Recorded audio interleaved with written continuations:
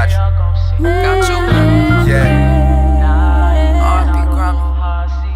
Free my brother. It's free to his backwards. Look. All right, welcome to another edition of One Mic here on RSG Network. Please check us out, Real Sports Guys at realsportsguys.com, as well as Real Sports Guys on all social media platforms. You can also follow myself and the others, and we're usually tagged on those social media platforms. So if you want to try to connect with us individually, you can check that out as well. We got the two-man booth right now tonight, but it's gonna be fun. I got my man Darnell Kirkland Jr. How you doing, brother? Man, I'm good as always, but I tell you what, if I keep watching Michigan State basketball this year, I'm gonna be just as bald as you and Carl. They got me pulling my hair out. Man, we gonna talk about who can you trust. You can't trust. Just when you try to get in on your team, they let you down. It's like you can't. There's so many emotional roller coasters, and we definitely gonna talk about college basketball throughout this show, as well as we'll talk about the new college football playoff model and what's good about it. What are some things that can be tweaked? It's gonna be a fun show. Hammer's off doing, we're real sports guys, so Hammer's off doing his day work out at the conference. I had a good time last night with Coach Cecil. We were at the Wisconsin Maryland game. AJ Storr dunked on somebody fierce. I don't know if they played it on Sports Center or not, but woo! I mean, he dunked on somebody fierce. Like you should have known not to jump. But it was interesting watching that last night. But it just reminded us of just so much volatility in the college game, which I think is going to make it for an exciting March as well. But we're going to kick this show off with a little audio because, this is a season that just keeps on giving. So we're going to kick it off with a little audio to kick the show off. I think they're unathletic. I don't think they move well laterally. I don't think they're going to pick it up in the next week. I think they're slow laterally. I mean, Sean Conway gives you everything he can. He's slow laterally. About five guys are slow laterally. Even the Celtics, when we lost, I've enjoyed every minute being the Boston Celtic coach. Didn't like the fact that we lost in that following year, but this has been the most unenjoyable experience I've had since I've been coaching. You have any second thoughts of taking this job? No, not at all. It's not St. John's. It's my team. I think they're very respectful. They hear, but they don't listen. It's taken me a month to get them to throw bounce passes. Actually, 2 months to throw bounce passes. Just thinking of getting ready for Georgetown because Georgetown could definitely beat us. I'm not even thinking of the future at all. I'm just thinking of the next game and the next game and the next game, and that's it. Just try to get as many wins as you possibly can and represent St. John's in the best fashion you can. Wow. There's a trend you'll probably notice in the show.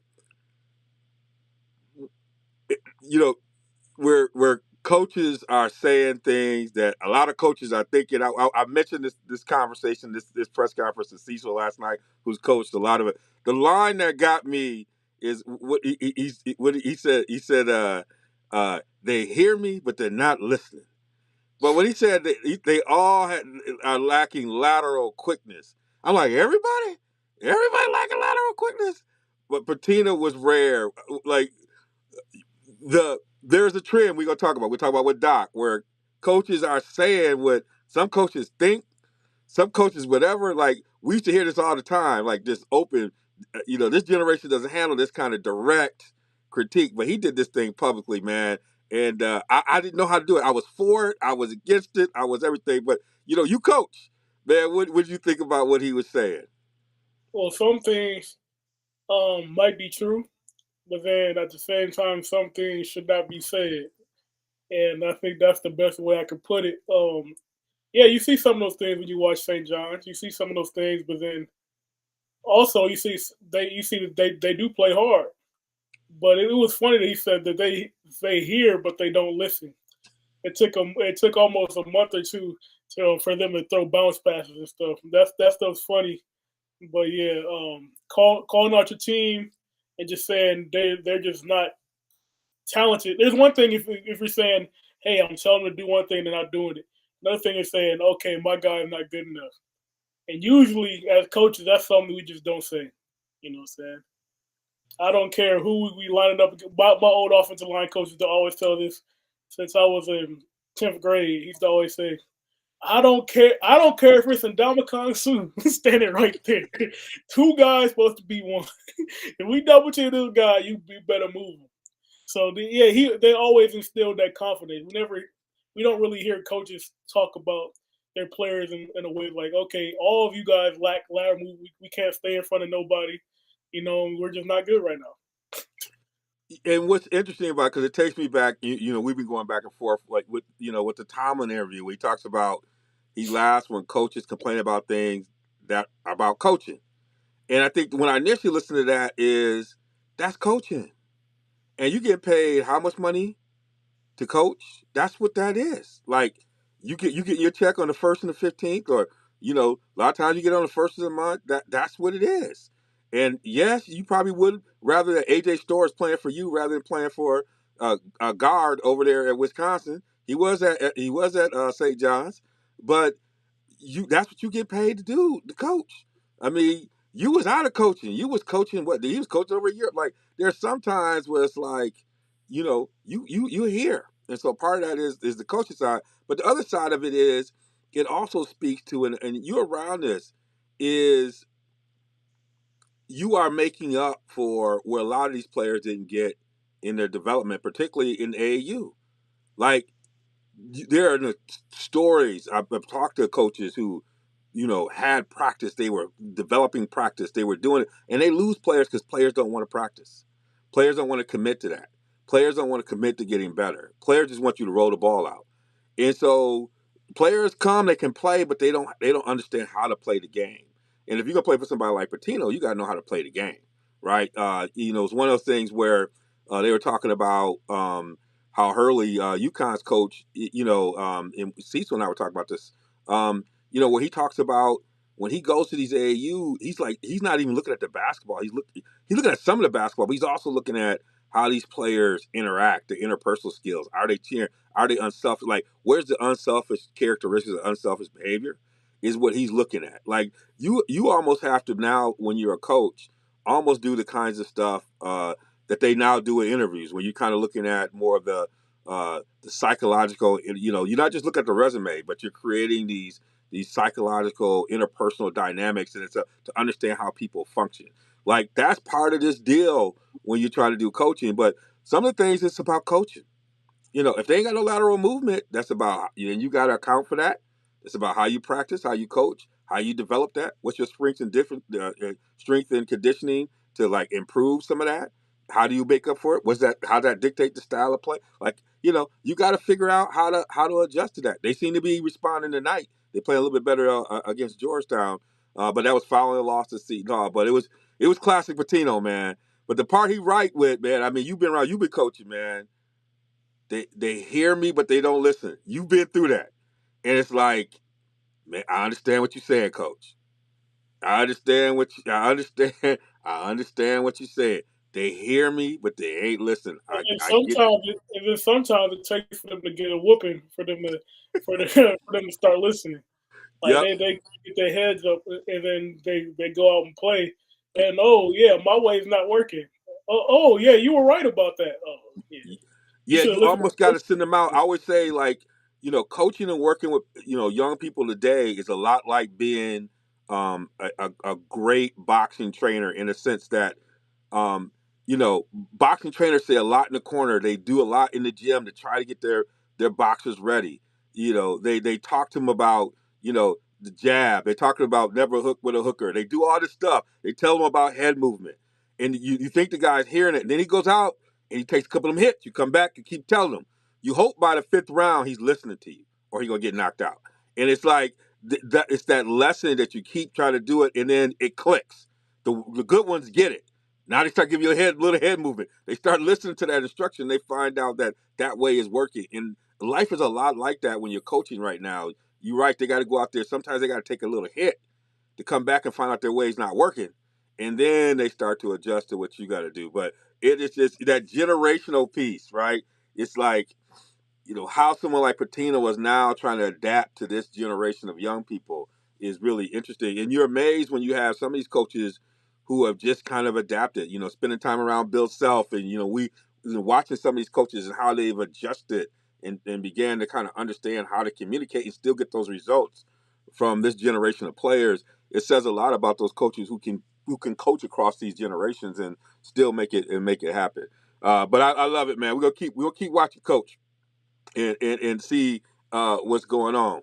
But that kind of led into also like the volatility and some of the reasons that we're also seeing in college basketball. UConn just took a loss to Creighton. And Creighton is sneaky good. Like we had a chance to watch them out in Maui. It must have been last year because Ryan Nimhard was playing with them as a point guard. Now he's at Zags, and they had a really good team. And last year, lost a couple of those guys. They didn't come back, but they got some really good players, and they just didn't beat UConn. They beat UConn pretty well out in that place out there. Creighton's home gym got about 18,000. I spent a little bit of time with their AD, who's an incredible guy. Don't watch no games with him. He'll elbow you. He gets excited. But he told me, he's like, that's a tough place to play. I listened to an interview with one of their players last night. They had this thing called a stripe out. No shirts. Sometimes they do those kind of events. You lay all the shirts out so everybody's coordinated. They gave them all the instructions. Them cats showed up and was laid out, had it all right. Because every once in a while, when you do these kind of stripe outs or blackouts, you see everybody's up. They executed, and the fans were there, the environment was there, and they took UConn out last night. And UConn's a tough team. And, I was like, he's going to take a tough team to beat them. But post game, Hurley talked about, it's hard when you win as much as they can. The huddles aren't the same way. It's hard to tell these kids because they've been having so much success. Sometimes you got to take an L like this, but it just tells you how volatile. I said to you, this is like the can't trust it year.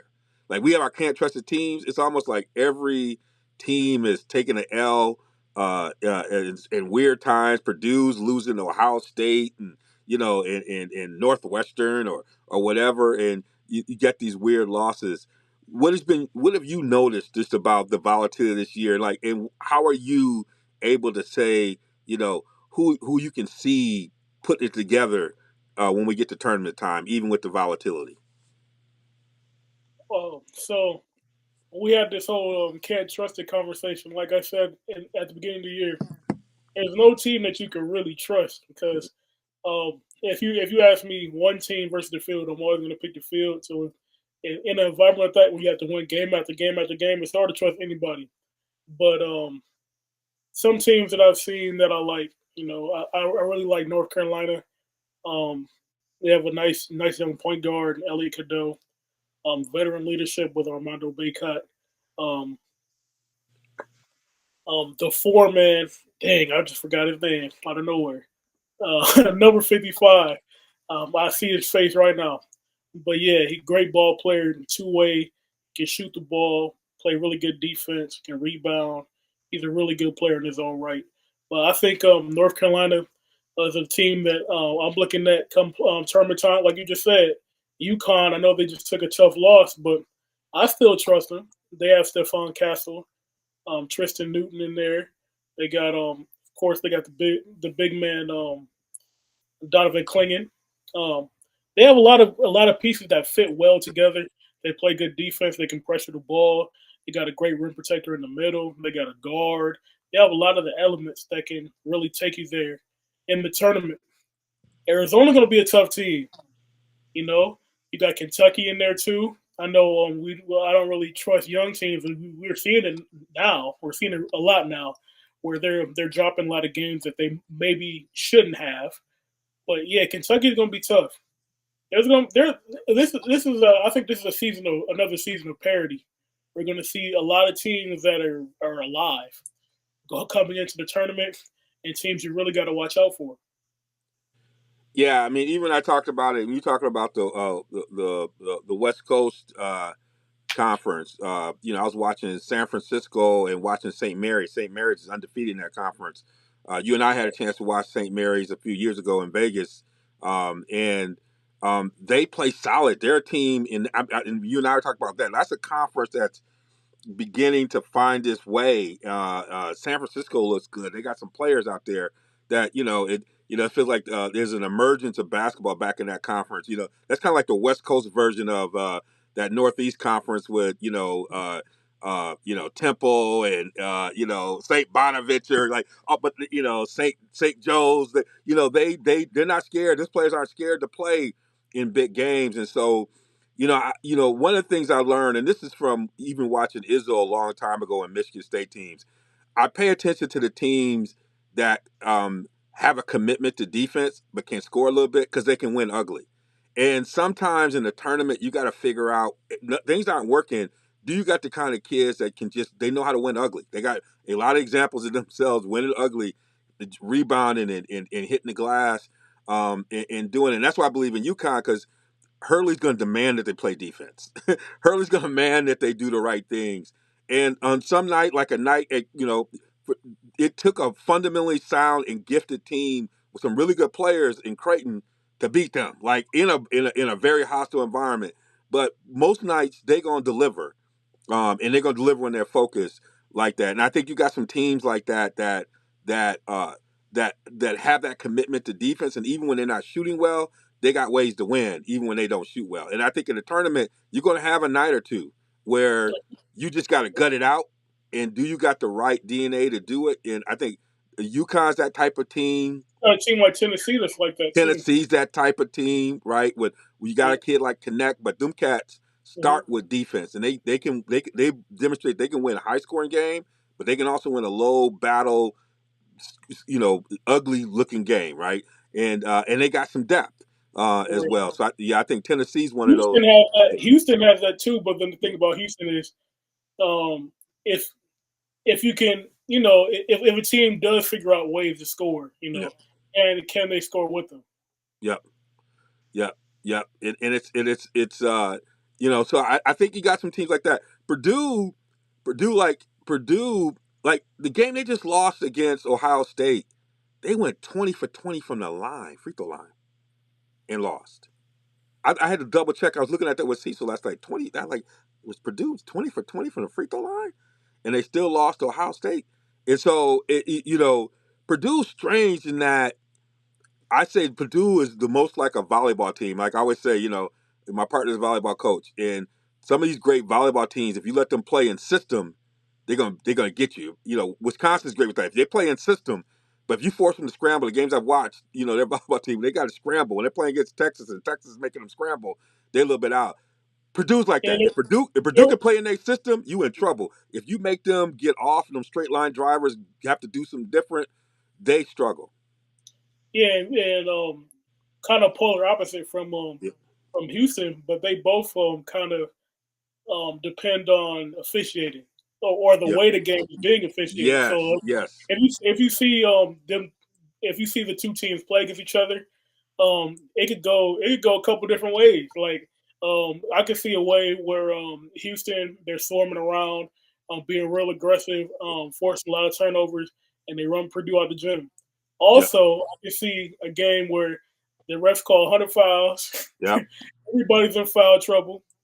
Zach Edey shoots 25 free throws, and that's the game. Yep. So that's something you also got to consider. Yeah, because Zach will put because he's how he's advanced offensively. He'll put your bigs in compromising positions in the way that they screen. Like they'll switch, and you'll get a guard on Edie, or you get. And the only way you can stop him is you got to foul him. So he'll just start collecting them fouls early, right? They get in the bonus, and then it's a question of whether or not is it a night where Smith is aggressive? He's a great player, but there's sometimes he gets in the witness protection program where he's not as aggressive as he should be. We watched Wisconsin last night. Getting Chucky, their point guard, to be much more aggressive. When he's aggressive, along with the bigs, they got something going. And when AJ Storr can get in the flow, one of the things that Cecil and I were looking at them last night is that they seem to be out of flow, and part of it is when they go to the bigs, they're pounding the dribble like Barkley, not the Barkley in Phoenix, but Barkley in Philadelphia, where they too many dribbles and there's not much action. But when Chucky is running it, when he is getting in it and getting the motion and getting the ball movement, and the bigs are catching and shooting, their offense looks so much. It almost like they used to run a swing under Bo. And sometimes it feels like maybe guard needs to add some of that swing action into it, where there's a lot more movement off the backside and some things that he's got going, like incorporate some of their old stuff a little bit, and it allows also AJ to get some isolation. So there's some things. That's a team that could be giving people problems if they get clicked in the right way. And like I said, St. Mary's got a squad out there, but nobody's really talking about them. And in San Francisco, and the Zags What do have you think about? struggled, but What do you think they about can Duke? do what? So what do you think about Duke? Duke, I like Duke. It's um when I watch them, it's how's it all gonna come together? But they got all the pieces. I mean, Duke can make a run. I mean, they got all the pieces. They got great backcourt play. They got some good wings. They got depth. It's is it gonna all come together in a tournament? But I wouldn't be surprised if Duke cut it down this year Yeah, at but all. one other team I want to mention. I know we talked about St. John's earlier, but I think Seton Hall is a nice little tough team that can give some people some problems. Yeah, Seton Hall is interesting. Obviously that was at the root of coaches. I mean, St. John's had a big lead on them. They came back and beat them, and that kind of led to the rant that Pitino did. But yeah, Seton Hall is put together. And Marquette with the right matchups is tough. They took it on the chin against UConn, but UConn is surgical with it. But I don't think everybody can do that with Marquette. And Marquette, in a tournament, Marquette's another one along with Creighton. I mean, the Big East got some teams that I think can make some serious runs as well. You talked about Michigan State. I mean, you were like, they're gonna come back, and it seemed like they're getting it together. Then they take two steps back, Yeah, and they got a lot of talent. It's just like I don't know what's going on over there. it's just funny because like the scenario I brought up is exactly what was happening, and then you see a couple games where sometimes it's a matchup issue. Like some like the Wisconsin, I think Yeah, Wisconsin's a bad matchup for them in general because the wings are too big. yeah, You're playing Jaden Akins, which is really like a two guard. He's guarding guys that could play 3-4. You know, so there's some matchup issues there too, but also like there's some big, they have big lows, especially with their fives, their bigs. Maddie Sissoko, Carson Cooper has struggled a lot. I like Jackson Kohler. Jackson Kohler is a nice post game, um, and he's kind of working his way in from that foot injury that cost him a lot of time at the beginning of the season. Um, uh, Izzo spoke a couple days ago about Booker and kind of the journey he's on with him. Like, I guess they said they've been working with him, and they said they expect him to see more time moving forward. He put on 20 pounds since the season started, mm. uh, to get more physical. But man, I saw him a little bit in the Iowa game when everybody got in foul trouble, and he looked good. But then when they pulled him, we never saw him again. And I was like, what is going on? So yeah, there's a lot of stuff to look at, but Yeah. And, I I'm mean, frustrated. and the Big 12. The question about the Big 12 is, will they all survive? I mean, it's one of the most physical, and they're going to have to make an adjustment when they get to the tournament, because I don't know if they're going to let them go as much as they've been letting them go in the Big 12 and how physical it can be. I mean, all those teams have been going at it, and obviously Kansas. Bill Self was telling the truth, man. Uh, they got they're good, 1 through 4. They got to figure out whether or not on a consistent basis 5, 6, 7, 8 it show up right in the depth for them, and then you got Houston, Baylor, has got some scoring, can do some stuff. So Big 12, but a part of it is like, are they going to survive each other? Because man, they had some games. I'm like, this looked like the old Knicks against the Heat with some of these games. The way some of these folks are getting physical, they ain't blowing no whistles, and they going at it. And it might get a little bit tighter when you get into the tournament. And if you up against a team like you said, a team like Purdue, Edie would get your whole front line in foul trouble. If you try to bang up against him, he'll use that against you. So I mean, the Big 12 is going to be deep. They probably have the most numbers coming in terms of the teams. But the question is, are they going to survive? Are they going to be just wearing each other out by the time they get to the tournament? Is going to be the big question with the Big 12. But they got plenty of teams. Yeah, that's for sure. With that. Well, we gonna keep track. I don't even know. And you talked about Arizona, the all-time can't trusted program of all time. They got a lot of talent, but they might cost people they mortgage because they that good. So I can see some people betting on them going all the way to the finals, win the championship, and then end up having to get their car repoed, mess around with Arizona. But that's your team. That's your other team. That's your West Coast team. We would track them. Uh, I don't know if I can do it. I don't know if I can do it. I don't know if I can bring myself to do it because they've done. It don't matter who coaches them. It could be Lute Olson. It don't matter. It could be Miller. It don't matter. They always find a team. They've had some great teams, and they've lost to Southwest Louisiana State, Northeast in the second round. So we'll see what happens with them. Speaking of a coach, we got a theme here. Just saying what he gonna say. Doc Rivers, he's spilling all the tea. He'll talk about some of the players ready for Cabo. Then he talked about you know uh, his conversation with management when they uh,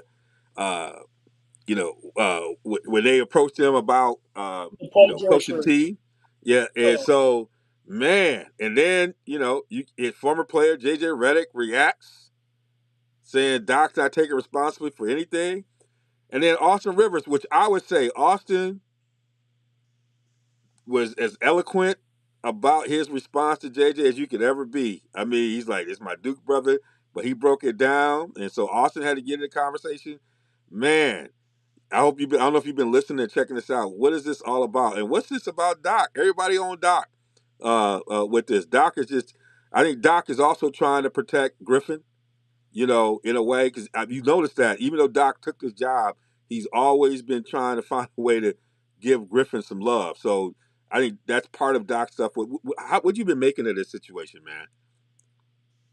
well, he's just talking too much. It seems like, well, the thing is, it's weird because he was the head coach of the All Star team, so Yeah. he got the media availability. He's required to speak to his people, and they're going to ask him a whole bunch of questions, and I guess you can say no comment, but they want you to say something.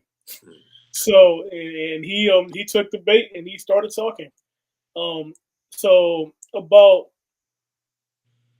about the Shea, he gave Shea Gilgis Alexander his love. He said that when I was coaching the Clippers, I was trying to tell the upper management, I know we want to bring Paul George in, but Shea's gonna be special. But Kawhi, it was a package deal. He said if either you're gonna bring Paul George here or I'm going to the Lakers. So they had to do what they had to do. But remind me what other thing what Doc was talking about earlier about the Yeah, Bucks. in the one when he talked about when the Milwaukee Bucks management called, he asked them first, why would you want to do this? They said they're going to fire. They wanted him to come and coach, and he said he asked them why we want to do this. And they basically said, well, it's already done, so we want to have you come and coach. But he asked them why would they do this, right? And I think part of it is Doc is older. He ain't got time to be messing around. So part of this is Doc is gonna say what he's gonna say. And the other part about this that is really it's funny about this whole discussion, even JJ Redick getting on Doc, is nobody getting on Lopez, nobody getting on Giannis. Some of these guys gotta own this stuff. I out of all this mess, nobody's saying anything about Giannis. And I'll be here in Wisconsin, and I think Giannis is great. But Giannis has got to have players got something to do with this. And if we're gonna get on uh, uh, KD about not saying anything in Brooklyn when things were going about his leadership, we also got to speak up about Giannis. Giannis will say some things up here in the media. He finally started to say something, but whatever's happening in that locker room, these guys know how to play deep. These guys know how to do some of this stuff. Some of this conversation's got to go on, Dame and all this stuff. So Doc only been here a minute, but it seemed like he's struggling with the same stuff Coach Griff was struggling with this team. Meaning guys want to play their way, whatever that is. I don't know what it is. They want to do what they want to do and how they want to do it. And you know, it's going to be interesting. But Doc is the kind of person who's going to say something, right? He was just in the media. So you're right. Some things don't need to be said. But then JJ Redick was saying Doc never takes responsibility.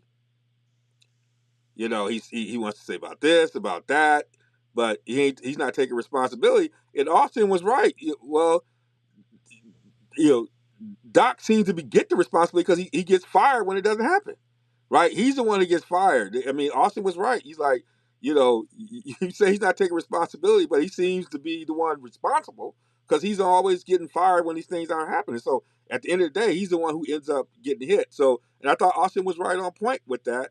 I was kind of surprised that JJ Redick would say, like Austin said, like your best years in basketball came with him, in which he was right. Like Redick's got rejuvenated playing with Doc. So it's interesting how this stuff is beginning to come out. I'm with you.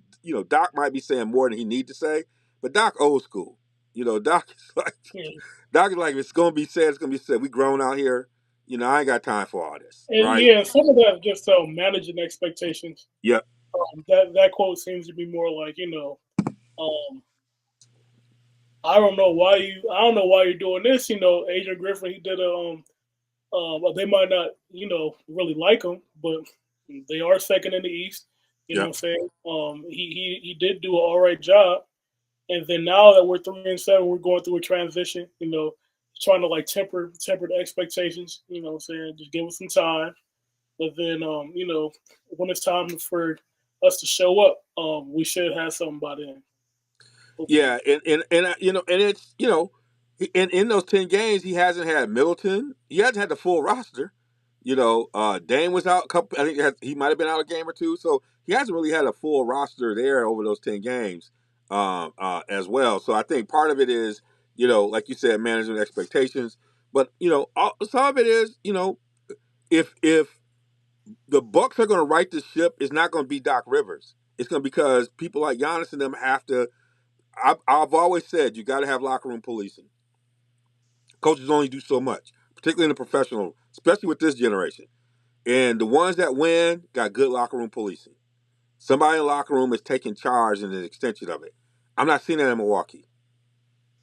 Certain things are just habits, effort, and that's players demanding that of each other. Not just coaches, but players demanding each other. And I don't see them policing. I mean, the look that Brook Lopez had when Wemby dunked on him, when like Dame just basically didn't do anything. And then he ended up being on the poster, and the look that Lopez gave Dame, like, you're not gonna give me any effort. Like that, somebody, when Dame came, you remember the old Pistons, remember what they say? When a new player came to the Pistons, Lambeer and Zeke and them gave them the orientation. Remember that? Like when Mm-hmm. you came to the Pistons, it wasn't the GM, it wasn't the coach, it wasn't Chuck Daly. Every new player had to meet with Lambeer and had to meet with Zeke, and they had to get the orientation about how we play here. It sounded like that orientation didn't happen with Dame. And And they Giannis have a hasn't weird, got the memo that that's part of the job of the leader yeah, is to do the orientation, right? I don't think that's happening.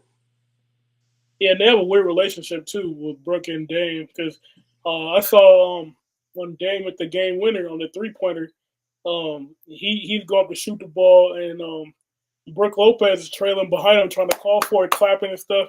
And then when he hits it, everybody celebrating. Brooke Lopez is walking off with his head down, like I wanted the ball. Yes. And, yeah, And I was just listening to somebody, I don't know if that was Cam or somebody who said this, that 94 feet, Beverly gets out. Beverly, like first 6 minutes in, is talking to Brooke about defensive rotation. Because if there's anything knows about defense, it's Patrick Beverly. Anybody knows what Doc wants, it's Patrick Beverly. They said Brooke just walked away. So there's there's problems with the. If Brooklyn wants stuff to go, they've been there. Brooke, if you Lambeer, where's your leadership? Like nobody's talking about Brooke Lopez, Middleton, and Giannis, who are supposed to be the keepers of that, and they just over here just like they have no responsibility to it, and that's the part that nobody's talking about. That no coach is going to fix in this day and age. It's not going to be fixed. If you don't have somebody who's controlling that locker room, it's just not going to be fixed. So we're going to see how this stuff goes. I'm close to this, watching it. Yes, there's things that Doc need to do, but I've said it from the beginning. You've heard me this. I've said that some of this is on Giannis. Some of this is on Brooke Lopez. Those cats who are the keepers in the locker room who won the championship, who's the Lambeer in there? Who's making sure everybody understands what the role is? Who is that? And that core group who's been there, I don't think they're doing a good job of leadership. They just kind of sit on the sidelines and looking like it's everybody else's job. And it ain't going to change until that happens. So, enough of that. We're going to get to the good stuff here. All right. We got the new playoff model. Here's where I gotta get on my youngins here. We got this football. So, obviously with the Pac-12 on its demise, we down to 5 conferences. So, in the new model, with the agreement, uh, um, with the college football kind of playoff oversight group. It's the 5+7. So you got the 5 conferences who get the automatic bids. The top 4 teams are the ones who get the first round bye, is the way I see it. And then you got this kind of what I would say 7 at large. If you are independent, the only thing you can get is an at large. So if you're not a member of a conference, the only thing you can get is the at large. Meaning, if Notre Dame is the number 1 team in the country in this format, they will probably automatically be in that 6th spot or whatever it might be. They still got to play. They'll get a first round probably game at home, but they won't get a bye. And so that's been a lot of the discussion. We're here, man. Everybody's been asking for it, and we're here. What are your thoughts about that? Where we're at? You feeling good about that? Are there things that you would tweak about it? I would say the one thing I would tweak. It sounds like the first game. Now imagine this: the first game is going to be that December 20th, 21st weekend or whatever that might be. Is going to be like the first round games. So if Wisconsin is hosting the home game, imagine that the first round game in Madison.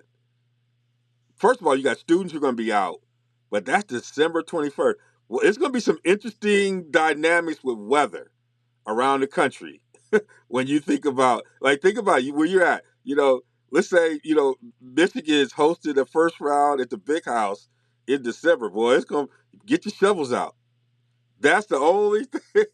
That's the element that, unless are we allowed to do the first round game at Ford Field, right? If you want to do it, or do you have to play at the Big House, right? All that stuff is going to be, that December game. But that's the only thing I was like, wow, that's something.